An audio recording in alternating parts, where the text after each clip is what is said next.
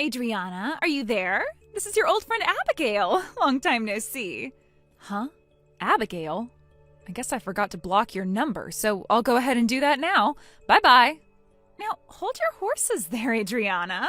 Are you actually still upset at me for everything that happened 8 years ago? And on an even more serious note, do you still have things going on with your ex-boyfriend that I stole from you back then? Gross! That guy was from all the way back in high school, Adriana. But I guess those were the best years of your life, huh? It's sad to think about, really. That's not it at all. I'm just upset still by the fact that you stole my ex-boyfriend back in the day, but neither of you told me until senior year, and then when I found out, he left me for you. So why would I have any interest in that guy after what you both did to me? Oh, right. Well, whatever then, I guess. And anyway, right now what I've come to talk about has nothing to do with that drama. And what's that? I heard that you're married now. And what about that? Well, it just so happens that something went on at the class reunion from half a year ago. And? How does the class reunion have anything to do with the fact that I'm married? Your husband came to that class reunion. Really? Well, at the time, I had heard that the two of you were married while he was there, and I just wanted to let you know that I might have to steal another man from you. And at the time, I wasn't able to find you anywhere at the reunion to tell you. But I guess it's already too late, because everything went exactly as I said. So that class reunion and me being married, what do they have to do with one another? So I'm saying your husband is now my man to keep. No.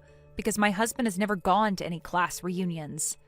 And even if he did, he wasn't even in the same class as us, so he would have never been invited to the event in the first place.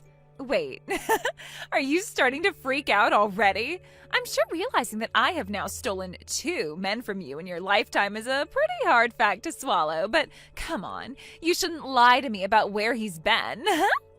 I'm not lying, though. All right. Then I guess I'll get all my facts straight and show you that you're lying. I know that at the event I took your 7 figures a year man and brought him back home with me for the night. So I really am sorry for stealing your man again. A salary of 7 figures? I'd really like it if you guys would hurry up and get divorced, please and thank you. I'm still confused by who you're talking about right now. All right, I've already told you everything you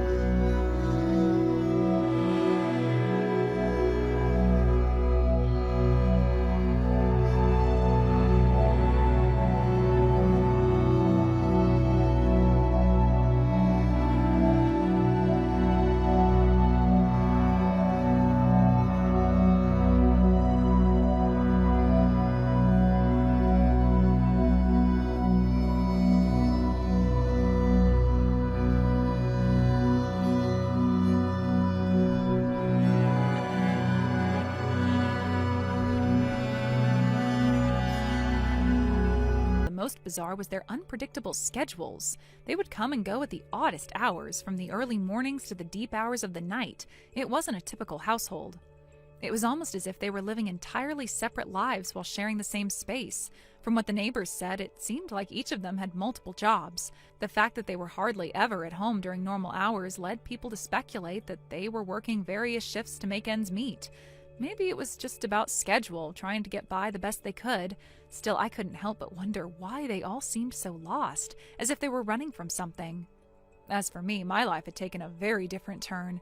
I had left the house and returned to my parents' place with my child. It wasn't ideal, but it was the best I could do. My parents had been a great support system, always there when I needed them, especially when it came to helping me with childcare. Raising a child alone wasn't easy, but having them by my side made things more manageable. They helped with the little things, like watching my child while I worked or offering advice when I needed it. It was a humbling experience, but also one that made me realize how much I had taken for granted before. I had always been independent, but now I was leaning on my family more than ever. Fortunately, I had been able to get a part-time job at a local supermarket. It wasn't much, but it allowed me to earn some money and start rebuilding my life. There was a sense of pride in being able to support myself and my child, even if it meant doing something that felt like a step backward. At least it was something. The goal was always to work my way up, and I was determined to aim for a full-time position as soon as I could. I knew it would take time, but I was ready to work for it. The idea of becoming a permanent employee was motivating. I wanted to prove to myself that I could do it, that I was capable of creating a stable future. A few months passed, and my life seemed to settle into a routine, though nothing ever felt quite the same. Then something unexpected happened.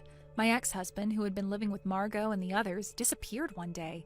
It was as if he had just decided to leave without any warning. He didn't pack up his things, didn't leave any explanation. He simply walked out the door and never returned. At first I thought it was some sort of temporary absence, that maybe he had gone somewhere for work or just needed some space, but the days passed and there was no sign of him. Soon after, Margot's father-in-law and sister also started to disappear one by one. It seemed like they were all just vanishing. The neighbors kept telling me how strange it was, how the house that had once been full of life was now silent. No one knew where they went or if they were even in the area anymore. It felt like a ghost story, like they had all just disappeared off the face of the earth. There was a strange sort of relief mixed with confusion. Part of me wanted to know what had happened to them, to understand why they had left so suddenly. But another part of me was just glad that they were gone. The chaos, the uncertainty, it was all gone. I didn't know how to process it. What had led to their disappearance? Were they running from something, or had they all just decided they needed to go their separate ways? I could feel a mix of emotions: curiosity, frustration, even a little anger. There were so many unresolved feelings tied up in all of this. I couldn't help but think about the years I spent with my ex-husband, how we had tried to make things work, how I had struggled to hold on to a relationship that had been slowly falling apart for so long. Margot's role in all of this had always been unclear to me. I never fully understood what she meant to my ex-husband or why she had been so involved in our lives. It had always seemed like she was a shadow in the background, always lurking, always there. Even when we tried to live our lives together, she was somehow present in the periphery. I never wanted to admit it, but it felt like there was a part of my ex-husband that had always been drawn to her, as if he was more attached to her than he was to me. The more I thought about it, the more I realized that their disappearing act might have been inevitable. My marriage had been strained for years, and the final straw had always been just out of reach. I think deep down we both knew it wasn't working, but we stayed anyway, because it was easier than facing the truth. But eventually, reality caught up with us. My ex-husband, Margot, and the others had all just vanished, leaving me behind with questions that would likely never be answered. And now here I was, back at my parents' house, raising my child and building a new life. It wasn't what I had expected, but in some ways it was exactly what I needed. It gave me time to reflect, to regroup, and to rediscover who I was without the weight of the past dragging me down. I couldn't keep dwelling on the past, no matter how much I wanted closure. I had to look forward, not back. As time passed, I started to realize something. The disappearance of my ex-husband and the others wasn't something I needed to understand or even solve. It was a part of my past, a chapter that had ended on its own. It didn't define me anymore. It didn't have the power to control my future. I had my child, my family, and a new sense of purpose. I had my job, my goals, and my dreams. I was building a life that was mine, not one that had been shaped by the failures of others. Sure, there were moments when I wondered what happened to my ex-husband and the others. It was natural to be curious. But I realized that the only way to truly move forward was to let go of that curiosity. They had made their choices, and now I had to make mine. My future was in my hands, and that's what mattered most. Days turned into weeks and weeks into months. I continued to work hard, to focus on my child, to find joy in the small moments. Every day was a new opportunity to create something better, to build a future filled with hope and promise. My past was behind me, but my future was something I could shape with my own two hands. Hey, Joy! You're slacking off on your duties as a wife again, aren't you? Answer me! Joy, I'm talking to you. I'm sorry, Alana. I'm still at work right now. I've only stepped away for a moment to message you. I'll get back to you once I finish my shift, all right? Oh, what nonsense. You, acting all professional, that's hilarious. You're nothing but a middle school dropout working some low-end job. Do you really think you can fool anyone with this busy working woman act? It's so ridiculous that I can't help but cringe. Honestly, it's embarrassing even for me. You do know what my job actually is, right? Of course I do. You're a part-timer at that tiny pastry shop near the station, aren't you? Whenever I pass by, I can see you groveling and bowing to the customers. It's pathetic, really. You're like a doormat, all smiles and servitude. What a sight. You're always like this. Honestly, seeing you like that just makes me so grateful for my life. My family, in case you've forgotten, runs a company. We're not just some run-of-the-mill people. We're a family of CEOs, a real elite household. And of course, my husband fits right in. He's highly educated, extremely successful, and makes more money in a month than you probably do in a year. That's why I graciously married him, because he's worthy of our family's prestige. You, on the other hand, you should be honored we even let you in. I'm sorry, Alana, I have to go. A customer just walked in. I'll speak with you later. Hey, wait a minute. You're seriously ignoring me right now? How dare you? I haven't even told you what I want yet. Listen carefully. On your way home, pick up 2 things of bread, a large bottle of vinegar, soy sauce, and a bulk bag of onions. Got it? I was just about to tell you that before you rudely cut me off. You should be grateful, you know. Our family, this elite, successful family, was kind enough to take in a pathetic, fatherless girl from a single-mother household like you. You should be bending over backward to show your gratitude. You're practically living your dream by being a part of our family, so don't forget your place. As your superior, your sister-in-law, what I say is law, you hear me? You should act more like a maid. You're certainly dressed for the part. At the very least, make yourself useful for once. But since I'm feeling oh so generous today, I'll cut you some slack. I'll allow you to pick up the groceries on your way home from your little part-time gig. So be a good girl and make sure you buy everything I listed. Got it? I expect no excuses.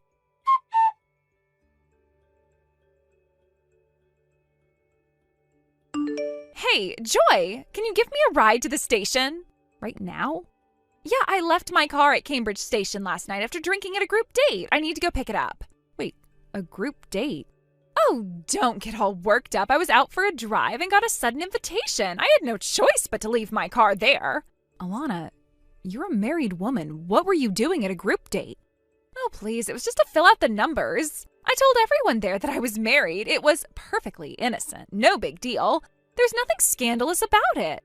Oh, by the way, I want you to go pick up my car later. Wait, you want me to go get your car? Of course, you're the one with the driver's license, right? I mean, it's not like you have any other qualifications. You didn't even finish high school. I'm sure your precious little license is the only thing remotely useful about you. So you should at least put it to good use for once. Excuse me? You keep harping on the fact that I didn't finish high school, but what exactly is so wrong with that? It makes you the scum of society, obviously. You sure had that answer ready fast. Of course I did. It's called basic common sense. Your question was so stupid, it didn't even need thinking. Now quit stalling and just go get my car already. Actually, that's not possible. Huh? What do you mean it's not possible? Well, I'm currently in Michigan. Michigan? What the hell are you doing in Michigan? I'm on a business trip. Pfft, a business trip, you? You honestly expect me to believe that? You, a part-timer at some dingy pastry shop, going on a business trip? Your lies are so obvious, it's embarrassing. God, you're pathetic. It's not a lie. We're opening a new store here, and I came to scout the location. Oh, come on. Sure you did. You're so bad at lying, it's painful. A lowly part-timer like you being sent on an important business trip? There's no way. Even I know enough to call bullshit on that. Actually, I'm not a part-timer. Oh, really? Let me guess. You're a part-time employee then? Big difference. It's all the same in the end. No matter what fancy title you give yourself, you're still a bottom feeder. Face it. You're just a pathetic dropout with a dead-end job trying to act like you're something special. Honestly, it's pitiful. Your sad little act is fooling no one. I don't care what you call yourself. Just get your ass back here and pick me up already. It's freezing this morning, you know. The cold air is making my fingers all stiff while I type this message. You seriously expect me to stand out here waiting? Come on. Actually, since you're not working today, why don't you just ask your brother Dave to drive you instead? He's home, isn't he? I'll let him know you need a ride. Wait, what? I mean, you're not drinking this morning, right? So he should be perfectly capable of driving you. I'm sure he'd be more than willing to help out his dear sister. Hold on, you're telling me to ask Dave, my brother, your husband, to be my chauffeur? Are you serious? Is that a problem? You've got to be kidding me. You want my elite, CEO level, high society brother to play driver for some washed up dropout like you? What is wrong with you? You have no shame. Do you honestly think you're in any position to tell my brother what to do? Oh, is that really how you feel? Well, Alana, has Dave not mentioned anything to you? Mentioned what? About me, my background, my work. I'm pretty sure it was brought up the first time I met your family. Oh, yeah. Of course I know all about you. You're the poor, pathetic daughter of a single mother. Some dropout who couldn't even afford to finish high school. You ended up working at some random pastry shop just to scrape by. Trust me, I remember your sob story perfectly. Don't think I'm going to fall for any of your grandiose lies now. Well, you're not entirely wrong, I suppose. But maybe you should pay a little more attention to details next time. When Dave introduced me, he told you more than that, didn't he? Oh, whatever. Stop being so nitpicky. The details don't matter. You're still just a dropout loser at the end of the day. God, the way you obsess over irrelevant things is so typical of people like you. Clinging to useless little facts, thinking it makes you sound smarter. Honestly, it's pathetic. I see. So you weren't listening at all. I should have known. Why would I? It's not like anything about you is remotely interesting. I tuned out the moment you started talking. I see. Well, since clearly you don't care, there's no point in explaining it again. It'd be a waste of breath. Exactly. Find something we agree on. You're finally catching on. So be a good little bottom feeder and come pick me up already. I'm done waiting. I'm afraid that's not going to happen. As I said, I'm actually in Michigan. If you don't want to ask Dave to drive you, I guess you'll just have to figure something out yourself. Wait, Joy? I'm sorry, Alana, but I need to check out of my hotel soon. I have no more time to waste on this. Goodbye.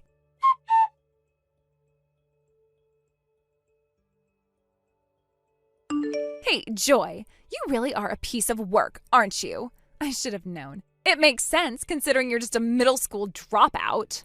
Pathetic. A low-class, poor woman like you is bound to be this trashy. Alana? What are you talking about? You were cheating, weren't you? What? You said you were in Michigan. But I know you were at a cafe in Ohio with some man. Oh. Wait, do you mean this afternoon? Oh, you're admitting it so easily. I'm almost impressed by your nerve. I'm just confirming the details, that's all. That's as good as a confession. So, what was he? Some rich guy, I bet? Oh, I get it. You're aiming for someone with money. How much did you squeeze out of him, huh? I bet you've been having a dirty little affair all along, cashing in on him behind my brother's back. You really are a lowlife, Joy. Utterly shameless. Actually, the man I was with is the manager of that cafe. What? I was in Michigan until this morning. I took an early flight to Ohio and went straight to that cafe. I was meeting with the manager to discuss a new menu exclusive to our Ohio store that we're planning to introduce soon. What are you even talking about? A mere part-timer like you negotiating with a manager? You expect me to believe that nonsense? You've been spouting nothing but obvious lies lately. It's honestly getting pathetic. Alana, I think it's about time you let go of this ridiculous idea that I'm some poor, uneducated nobody just because I grew up in a single-parent household. Oh, please, I'm only stating the facts. You're a dropout, raised by a single mother, dirt poor. There's no shame in calling it what it is, but you're trying to use these made-up work meetings to cover up your infidelity. It won't work. I'm going to report all of this to Dave. Oh, I can't wait. Finally, we'll be rid of you. No more connection to some lowly, classless woman with no background and no future.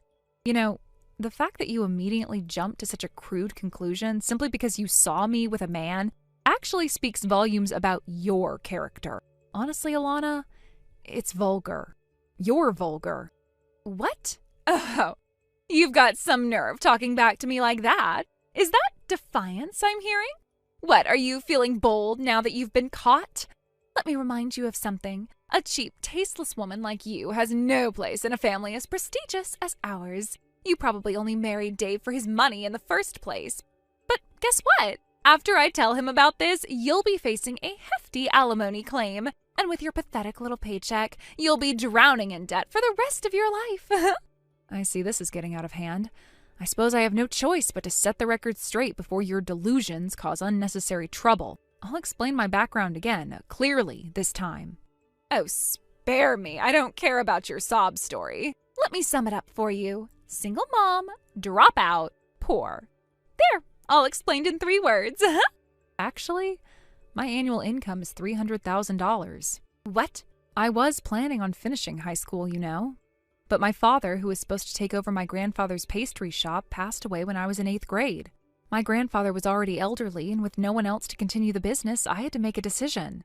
So after graduating from middle school, I began apprenticing under my grandfather full-time as a pâtissier. I wanted to master the craft as quickly as possible and preserve the flavors that had been in my family for generations. 3 years ago, I officially took over the business. Wait, what? By the time I inherited it, my grandfather had already expanded the business into a chain with multiple stores and cafes across the major cities in Honshu. Recently, we launched a project to open our first store in Michigan, specifically in Detroit. That's why I was in Michigan. I was overseeing the launch. Oh, and we've also partnered with a major confectionery brand on a collaboration project. Thanks to my incredible staff and my mother's support on the management side, the business is thriving. We're doing quite well, financially and otherwise. No way. You're lying. You're saying that some dropout from a single-parent home is actually... No, that's impossible. Actually, stories like mine are pretty common if you care to look around. You might want to reconsider your shallow assumptions about people with different backgrounds. Shut up! Don't act all high and mighty! You're still nothing but a working-class peasant. You're beneath me. Funny, coming from someone who's never worked a day in her life. No matter what you say, you're still a dropout. That's a fact. About that, I'm actually enrolled in an online high school program. I'll be graduating next year, which will make me a high school graduate. What? You're just trying to change the subject. You're desperate. Trying to distract me from your cheating with all this nonsense. It's not going to work. It won't work. Is that so? Well, in that case, let me ask you something, Alana. What exactly are you doing in Ohio? What? Oh, I'm just traveling. A little vacation, that's all. Oh, really? And who, might I ask, are you traveling with? Well, a college friend. Yeah, just a girl from university. Funny. That person you were with didn't really look like a woman. What do you mean? Oh, you know, just this. What? You saw me? You're following me? No, not exactly. But just as you happened to see me at the cafe, I happened to see you with this man. Oh, and I took more than just this one photo. There are plenty of intimate ones. You know, the kind couples take. The kind that leave no room for doubt. No, you didn't. I was so shocked by what I saw that I instinctively took photos. And yes, it definitely looks like cheating to me. Please, delete them right now. Oh, no point in that. What? Why? Because I've already sent them to Dave. No. Oh, and by the way, this man? Turns out he's one of Dave's subordinates. Small world, huh? You know, I once heard that people who cheat are often the first to suspect their partners of doing the same. I guess that was true after all. Wait, Joy, please, let's talk about this. I'd love to, but my flight's about to board. Goodbye, Alana.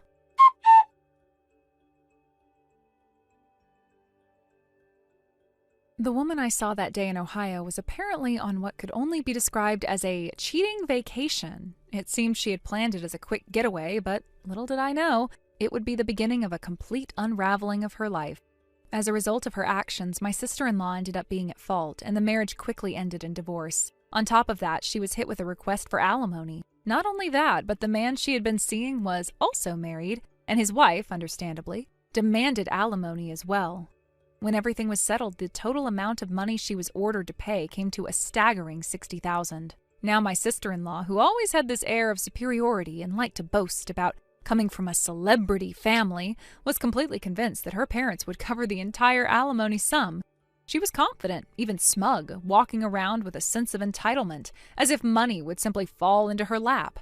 She believed that with her family's status, she could get out of anything without facing any real consequences. But, as we all know, reality doesn't work that way.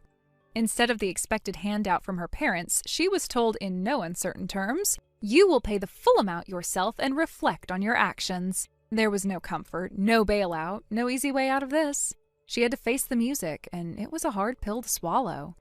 This only seemed to drive her into more of a tantrum in what could only be described as childish arrogance. She stormed around and demanded, "How dare someone like me with just a middle school education have to pay such a huge amount? Give me all your money!" She went so far as to stand outside my house, glaring and ranting, crossing her arms and essentially challenging the world. She acted as though she was some kind of victim when, in reality, she had brought all of this on herself. It was almost laughable. I couldn't help but think, who does she think she is, standing there like some sort of thief, demanding money from everyone else, expecting people to just hand things over without consequence? It was almost as though she thought that because of her family's wealth, the world owed her something, and that the rules didn't apply to her. Naturally, I couldn't stand by and watch as she played the victim. I called her parents and reported what had happened. To their credit, they didn't hesitate. They acted fast, taking immediate steps to deal with the situation. Within a short time, they arranged for her to be sent off to one of their overseas factories. The next thing I knew, I was hearing that she had been sent away, far from the drama she had caused. From what I heard, the work at the factory wasn't exactly glamorous. It seemed like a pretty harsh reality check for someone who had spent her life riding on the coattails of her family's success. It wasn't just about sending her away, it was about forcing her to take responsibility for her own actions and make a living on her own, without relying on her family's money or connections.